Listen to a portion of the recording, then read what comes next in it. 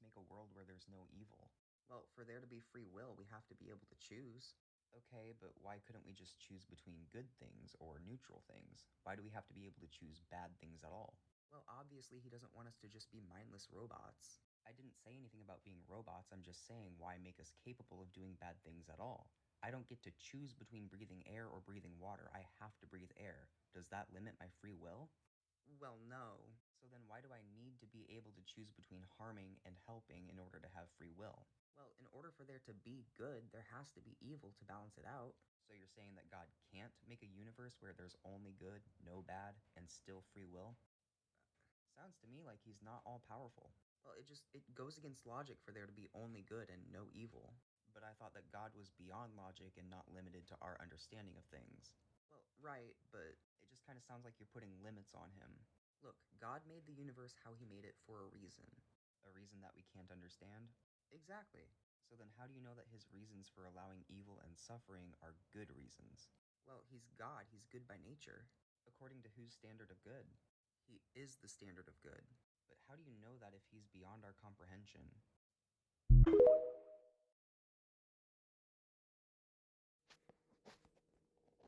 One thing I want to point out is he said, in order for there to be good, there has to be evil. I don't know what his point is on this. Maybe he means in order for us to know we are doing good, there has to be evil, so we know this is good, this is evil. But no, you don't need evil. Evil does not need to exist in order for there to be good. Just like you can have sunshine but no shadows. You can't have a shadow without sunshine. You can't have shadows without light. Like the famous apologist Frank Turek says, you can have a car but no rust, but there can't be rust if there's no car. There can be good in this world and no evil.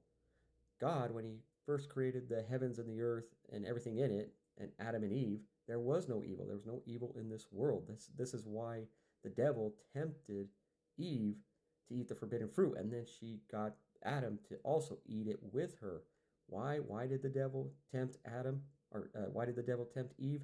Is because he wanted evil in this world. There was no evil, but evil will be demolished, it will be destroyed, and there will only be good in this world. In Revelation chapter 20, verse 1 through 3, it says, Then I saw an angel coming down from heaven, holding in his hand the key to the bottomless pit and a great chain. And he seized the dragon, that ancient serpent who is the devil and Satan, and bound him for 1,000 years, and threw him in the pit, and shut it, and sealed it over him, so that he might not deceive the nations any longer.